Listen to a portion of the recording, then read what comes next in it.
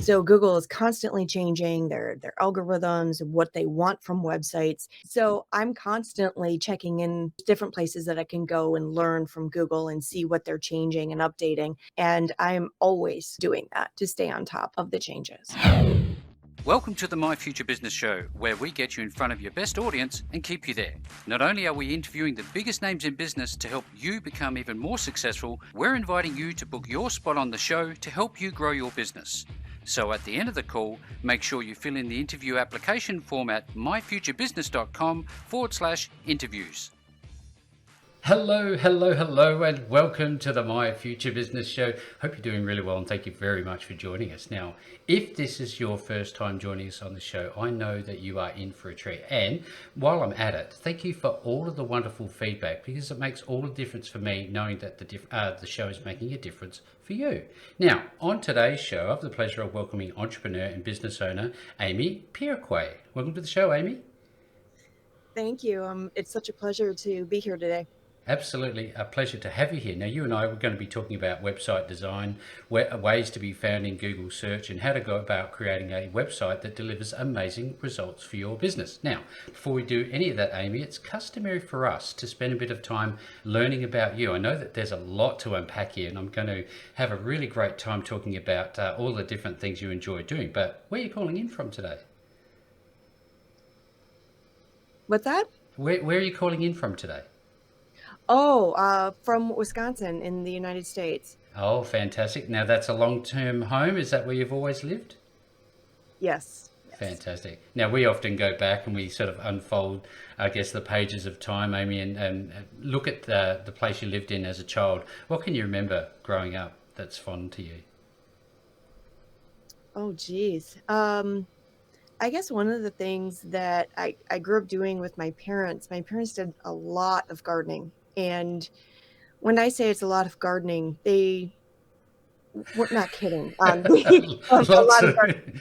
Um, Basically, we grew everything. We canned it, froze it, and then we ate from that throughout the winter. Yeah. So I grew up eating fresh fruits and vegetables, and then the canned and frozen. Mm. I didn't eat a lot of certain foods until I grew up and I was an adult. Yep. And then I realized, like, okay, I don't really like the taste of this. No. You Yeah. don't realize what you have until you don't have it. And then, so, I mean, that's a huge part of my childhood. And Mm. we did a lot of baking and stuff like that. So there's a lot of family memories based around those two things. It was a very different time, wasn't it? You've sparked a memory for me, Amy, where we used to have apricot trees and we used to cut them up and used to just dry them on planks of timber outside, flies and all, and you would eat them. You didn't die from it, and they were beautiful, weren't they? Yeah. Yeah. Did you have One of my, Did you have a particular fruit that you liked? oh, absolutely. My favorite that we grew in the backyard is raspberries. Oh. Uh, I have a kind of a funny story that when it was raspberry season, we'd go out and we'd pick, and of course, you'd harvest so much. Mm. You'd harvest enough to freeze, enough to make jams. But then my parents would serve the raspberries in a bowl. And my brothers didn't really like raspberries, so my dad would take his raspberries, my mom would take hers, and then I would just take whatever was left of this huge bowl, and I would Yeah. just put it on my plate, just the bowl right The on the whole plate, lot. and I just sit there and eat the entire bowl. So Oh, that's how I much I love love it. raspberries. Now, I know that you take care of yourself for the last 25 years plus. You've been a karate instructor, you have a black belt. Tell us a little bit about this part of your life and how important it is for you. Well, yeah, I've definitely studied different martial arts over the years. Mm. Right now, I'm studying, for the last 10 years, I've been studying an art called Eskrima. It's based out of the Philippines. Wow. It's very weapon heavy type of Mm. art. That's the way I explain it to people because most people haven't heard of it. There's knife fighting, stick fighting, sword fighting, all Bokkens that. and things like that. Yeah, so it's a lot of fun. Um, what it's done for me personally is immeasurable. Mm. I think that it has definitely helped me with my self-esteem, my confidence. Um, I'm really not one of these people that are afraid anymore. I used to be when I was younger. I Yep. literally walked around being afraid all the time, and Hmm. I'm just like, okay, bring it. Bring it on. Like, Bring it on. I'm No, not I afraid no, anymore. I love the fact that you've shared this with us. I was an instructor for 10 years, and my children now, who are 10 and 7, now go to martial arts because of the fact that I know the value of discipline. Tell us a little bit about what that has done for your life. For the discipline, Hmm. uh, I guess more just because you brought that up. Both of my daughters Yep. took martial arts too. They're both black belts. Yep. My daughter, who just left for college a month and a half ago, Oh did, wow. did martial arts up until she left for college, and the way it helped them grow to be respectful, to Hmm. have worth, to feel confident, and their strength, both their inner strength and their physical strength, has helped both of my daughters grow into extremely strong young ladies. Yeah, fantastic. I absolutely love this sort of conversation because it really puts some context and some body around the conversation we're going to have. Now, before we move away from that conversation, what do you think about the idea of dropping coloured belts, or do you think that they're important? Um, well, I It's a would question I say, think about often. yeah, I actually think about it every once in a while too. Uh, there's been a time in my past where the ranking of my belt mattered Hmm. to me, Yeah. right? Yep. And now, once you hit a certain point, what rank you are, like most people don't even realize that there's multiple degrees of black belt. Hmm. So when you tell them, they're like, "Really? Yeah, there is. There is, This believe it or is not. black belt, and you quit. There's more to learn beyond that." But once you hit a certain point, it doesn't even matter. Doesn't even And matter. yeah, once I hit a certain point, I'm like, I don't even care. I'll what I tell people now is how many years I've studied. Yeah, fantastic. Thank you very much, Amy, for sharing some insight. I really do appreciate it. Now, tell me, when you get some downtime, do you enjoy a movie? What do you like to do, and watch for that matter? Oh, movies. I have to admit, I love Star Wars movies. Oh my goodness, we're a kindred spirit. I'm pretty sure of that. Okay, Absolutely so love it. my guilty pleasure is there was a group of us. Of course, it was before COVID hit, but Hmm. we haven't really started it back up again, and I hope someday that we do. There's a group of us that we have lightsabers, and because we do a screama, and so it's a weapon art. Um, for fun, we would get together and fight with lightsabers. I love it. Do you have a favorite character? I do. Yoda. Misa, Misa thinks it Jar Jar Binks. So many great characters. So much of our childhood is wrapped up in that, isn't it? Star Wars. Yes. Do you Yeah. remember the first I time you was saw it? Yeah, yeah, me too.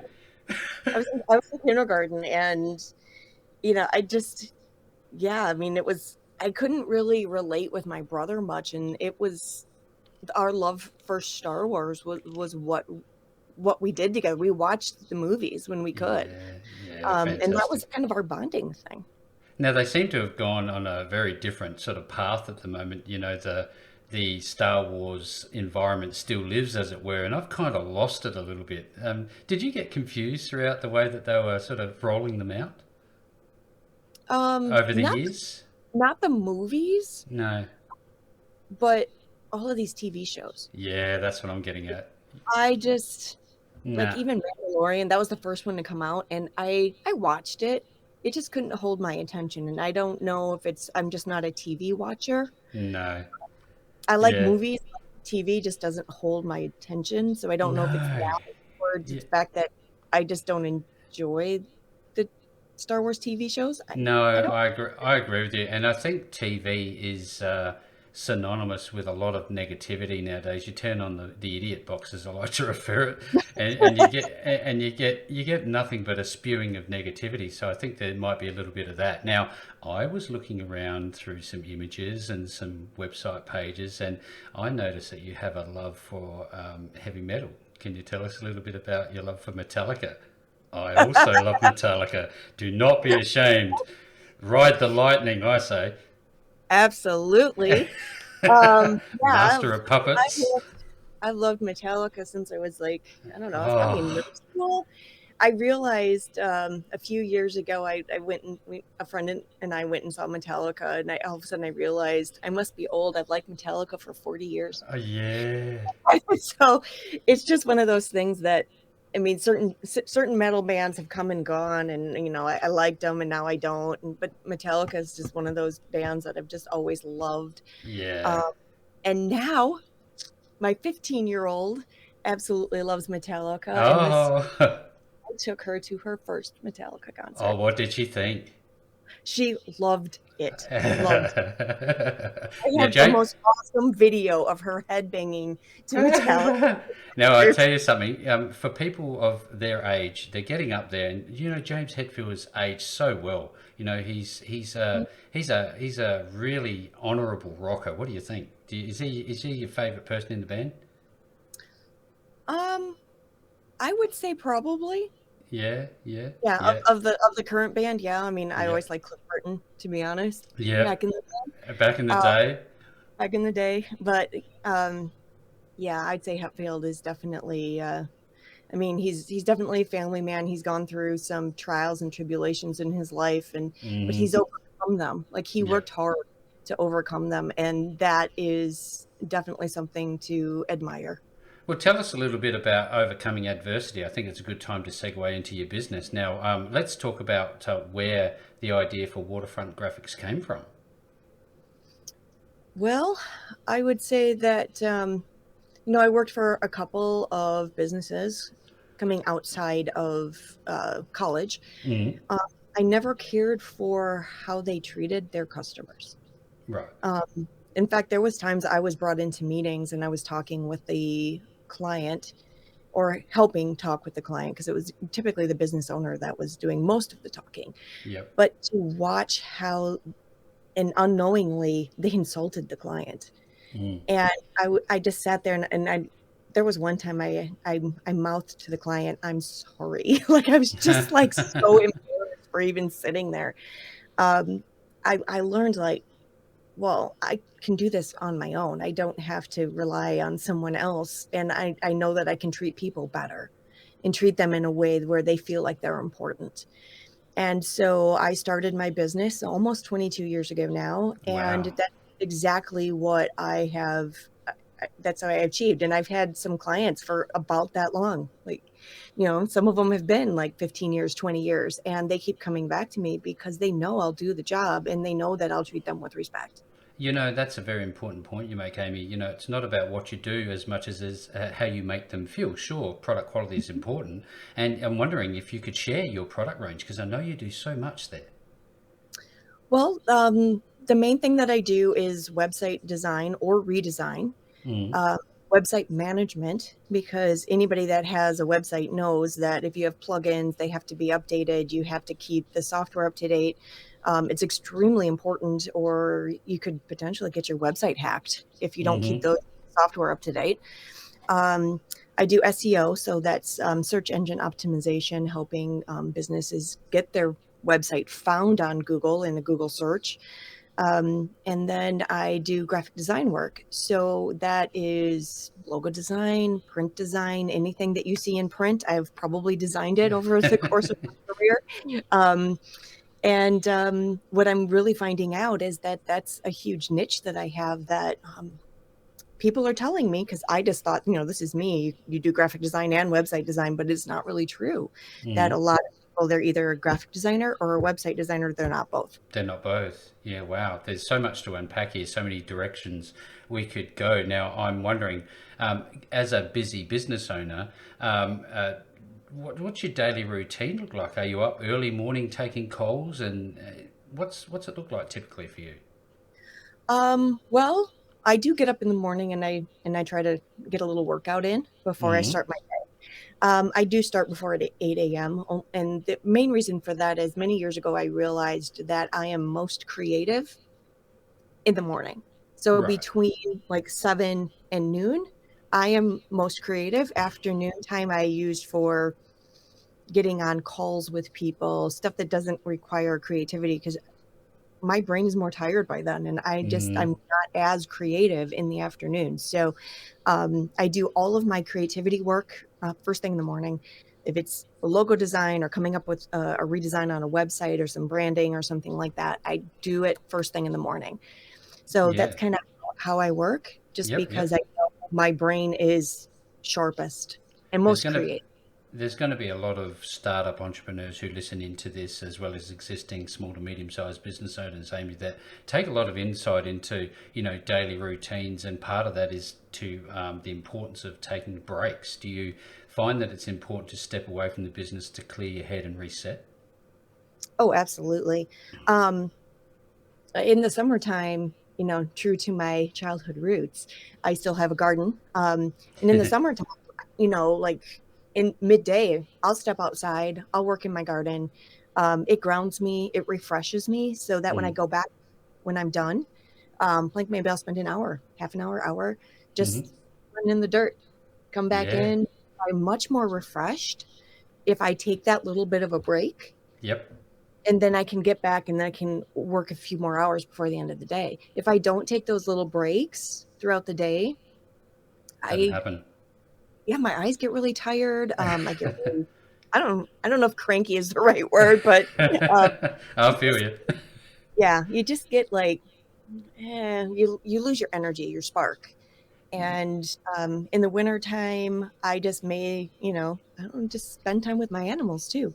You Now, know, you've taken a chance, let's call it a risk, in starting this business. Again, along that line of before, when there are certain people listening into this who are taking away your advice and your insights, you took a chance on starting Waterfront Graphics. How did it feel? Was it a tough time, or was it a tough decision to go away from that employment sort of relationship and say, you know what, I know I can do this better, but there's risk involved here?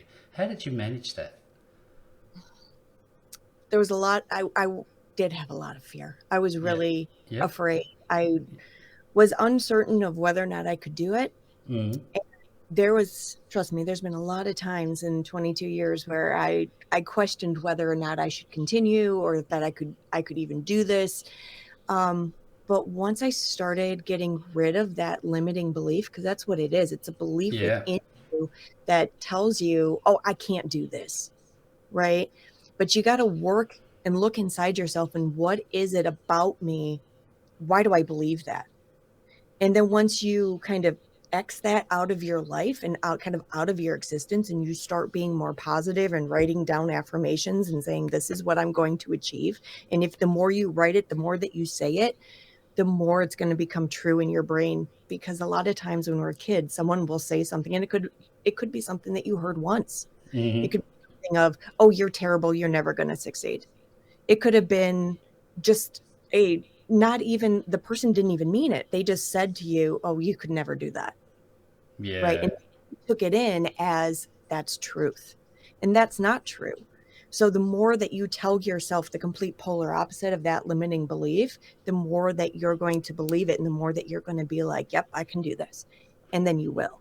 Yeah, great feedback. Thank you so much. Now, I know that there are lots of moving parts to your business, and technology and the way other competitors, let's call them, operate changes, and we are evolving, getting better at what we do. How important is ongoing education for you and staying on, I guess, at the pointy end of your craft? Well, in my business, if you don't stay on top of technology, you fall. Mm. Especially when it comes to, I mean, websites are always constantly changing and evolving, so you have to stay up with the technology. But what changes even more frequently is Google. So Google is constantly changing their algorithms and what they want from websites, and I can't do my job. I can't have my clients' websites stay on top of Google if I don't Mm. stay on top of Google. So I'm constantly checking in. There's different places that I can go and learn from Google and see what they're changing and updating. And I'm always doing that to stay on top of the Yeah. changes. Yeah, from what I saw from the website, you're actually a Google certified professional. Is that correct? Yes. Mhm. Now that's very important because credibility is everything in this space. So if anybody's watching this call, just take note of what I just said. Google certified professional. That means you must have gone through some sort of process. Can you tell us about that? Yeah, Google has classes for all of their different offerings. Mm, So, you've got Google Analytics, you've got what used to be Google My Business is now Google Business Profile, mm, um, and they have a bunch of different things like Google Ads, and you can take their courses. And then at the end of taking the courses, it's just kind of like when you take a class, you have to kind of pass the final. yep. They have a test that you have to take at the end, and if you pass it, then you're certified. Fantastic. Now, I'd love to talk about, what is your one superpower, the one thing out of all of the things that you offer that you thrive at, do you think? I absolutely love, and I think this is my superpower, um, coming into someone's existing website and just making it better. Making it happen? Um, I love coming into an existing website and then helping that client take it from ho hum to just amazing. So that's why, like on my website, I have a lot of like before and afters in Yeah, my I've noticed that. Yeah. I put that in my little galleries of work that I do just because I love showing off like this is what their website looked like before. This is what their logo looked like before. This is what it looks like now. Yep. And yes, it's not only about like look, but it's like functionality. So Mm, how do we improve the look? How do we improve the flow of the website? How do we improve the navigation? Just recently, I redesigned a website where the lady was like, okay, people are going to my website. They can't even tell what I do. no. Right. And she was like, okay, I offer this, or they're coming to my website to try to find my little class Mm, and they can't find it. Well, that's a navigation issue. That's not necessarily a 100% a design issue. That's a navigation issue. So mm. I gave her some recommendations and we kind of redesigned how did the navigation and the flow of the website worked. And now people are going to her website and they're able to find the class right away. Yeah, that's wonderful. You know what's coming through for me? There's a lot of emotion, there's a lot of commitment that just is obvious to me just by the way you talk. Now, how does it feel for you? How does it make you feel when you get a satisfied customer? Not just a satisfied customer, but an ecstatic customer, because I've read some of your testimonials and they're fantastic. Tell us how it makes you feel. It's rewarding? There are really no words. There's no words to when someone goes from being frustrated when they look at their website Mm. to the relief that they feel when they go from stressed out, anxiety, I don't want anybody to see my website. I don't even want anybody to go there. When they go from that Yep. to I want to shout it from the mountaintops, there really for me, the only other better feeling is when I'm in martial arts class. So um, And sweating it I out. just I love how when they're happy, I'm happy. Like but there really are no words. It's just an amazing feeling. Thank you very much for sharing, Amy. Loving this call. Now, I know that you obviously have a lot of very, very happy customers. Who is actually your ideal customer? Large businesses, small businesses, everyone in between? Well, I like to say usually small, like either startups, small businesses, um, to medium-sized businesses. Large businesses typically have their own person in-house Mm, mm, manage their website. Um, so the but my ideal clientele are clients that have been in business for a little while.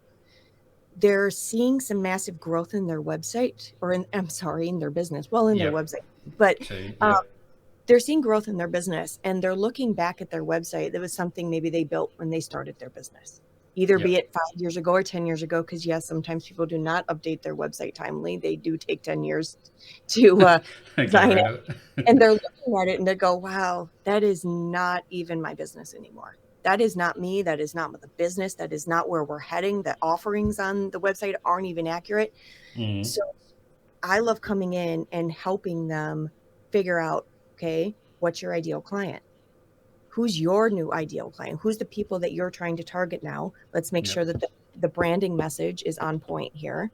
And then when we get the branding message in, and we make sure that you're talking to the right people versus, oh, I'm attracting the wrong person to my website. Let's get the right person to your website, and then talk to that person, speak to that person like they want to be spoke to. And there is a Yeah. process to get to that. So I help people with that. And then we work on the design of the site, the flow of the site. Hmm. How do these people like to have the site laid out for them? Because every kind of personality is different. So based off your clientele, we want to have the site attract the right people and keep them so Yeah. that they end up contacting you. There's lots of different trust signals that are important on a website. Tell us how much focus you put into choosing colors. Are Choosing colors colors. important? Yeah, colors. Are they important? Well, it is important. It's not as important to necessarily have like the right color. Mm. It's just consistent color. Like Ah, everything that you have, if your color is purple, like say that you're a business coach for women, right? And you want to have your site being pink, okay? Because that's what the women that you attract and you want to coach, or they're the kind of people that respond to pink. Um, the biggest thing about that is if that's one of your colors, you make sure that everything that you have has the same color to it. yeah. So if it's pink and purple, let's say for pink and purple and white, your website has it, your Facebook page has it, your LinkedIn page has it. You are consistent with your branding Hmm. across the.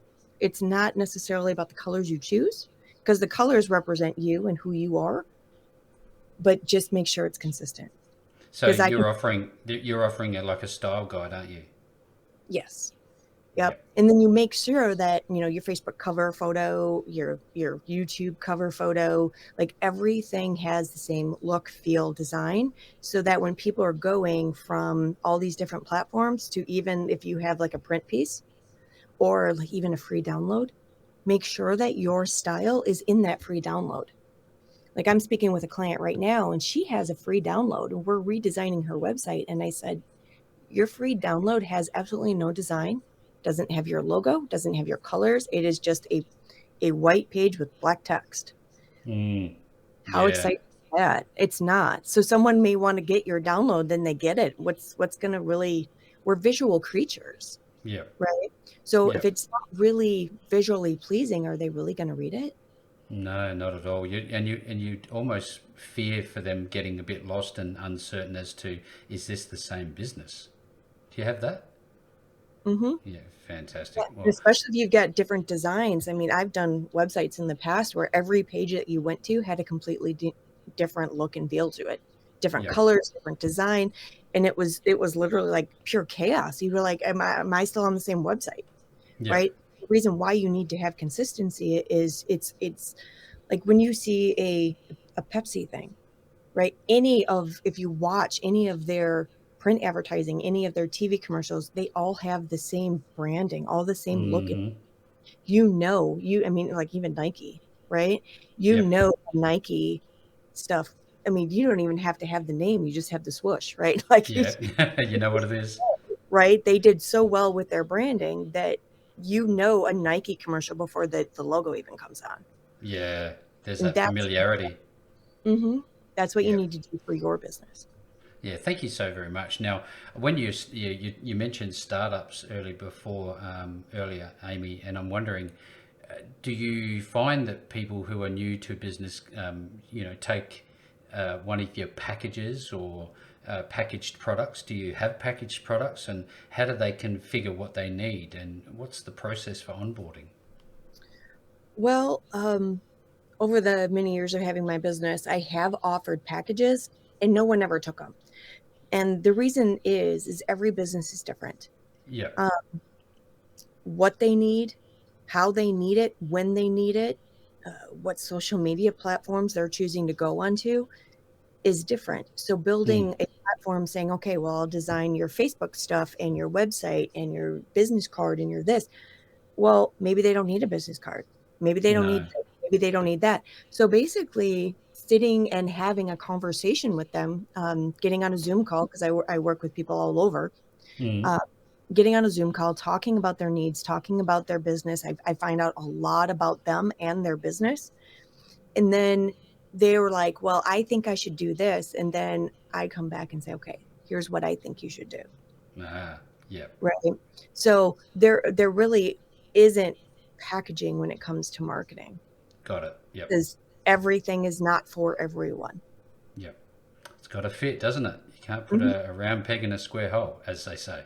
Right. And if you're trying to make something that doesn't really serve your business fit you, you're kind of wasting time and money.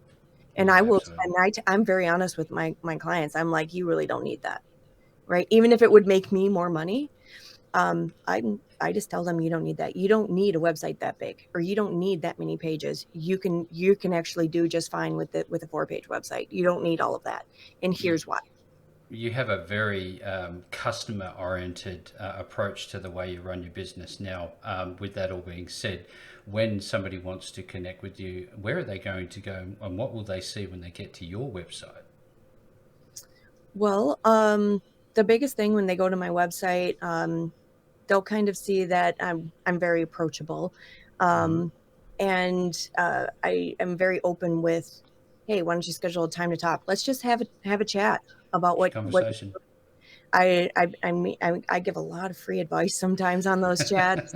I mean, Yeah. I don't know if this is a good thing to say or not, but I believe that when you give, you get. I'm a big believer in that. If I can help someone out, even with a tiny little thing, um, you know, but the thing is, it gains trust with that person, and they end up becoming your client at some point, anyways. So, um, Win-win. yeah, it's a win-win. I've done plenty of things where people were having problems with their website. I got on a Zoom call with them. I fixed the problem in 5 seconds, but then I won a client. So Mm-hmm. I'm Yep. like, Yep. let's just get on a Zoom call. Let me see what's going on. And I fixed the problem that they're having. And it's typically something really, really tiny. And I know that. So that's why I'm Yeah. like, Yeah. Zoom call. And then What I a fixed it, and they're like, wow, great. And now they're telling their friends about me too. So Yeah, it's wonderful. What I'm taking from this, Amy, is that you serve first, you provide the solutions, and then the sales will come. It's not the other way around. It's not about you. It's always about them. Now, what is the website that your clients will need to visit should they want to work with you? my website is waterfrontgraphic.com. That's easy. Well, look, if you're on the call today, you've enjoyed what you've heard, certainly reach out to Amy at waterfrontgraphic.com. We'll be making sure that the links are available below this call. And with all that being said, Amy, fantastic call. Thank you very much for joining me on the My Future Business Show today. Thank you. Thanks for joining us today. If you enjoyed the call, then make sure to subscribe, leave a comment, share us with your friends, and book your spot on the show at myfuturebusiness.com/interviews. And if you're looking for solutions that will help grow your business, then visit myfuturebusiness.com/shop.